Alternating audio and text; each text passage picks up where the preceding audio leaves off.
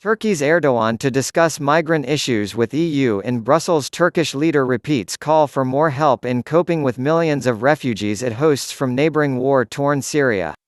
Turkish President Recep Tayyip Erdogan has said he will hold talks in Brussels as he called on Greece to "open the gates" for refugees at Turkey's border trying to get into Europe. "I will have a meeting with the European Union officials tomorrow, Monday, in Belgium," Erdogan said during a speech in Istanbul on Sunday. He added that he would discuss the migration issue after Turkey opened its borders. "I hope I will return from Belgium with different outcomes."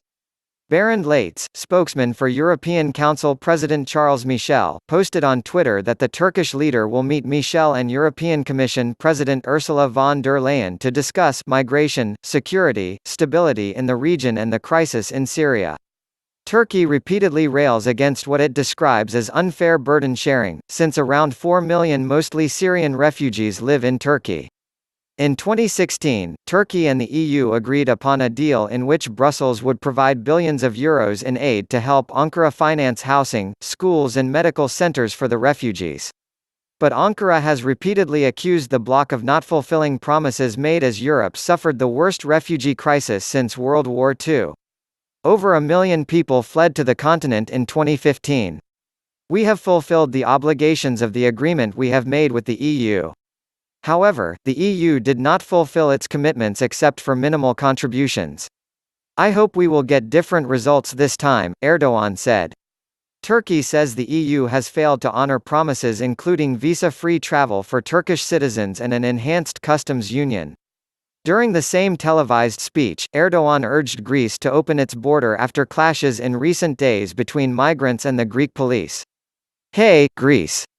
I appeal to you, open the gates as well and be free of this burden," he said, adding, "let them go to other European countries."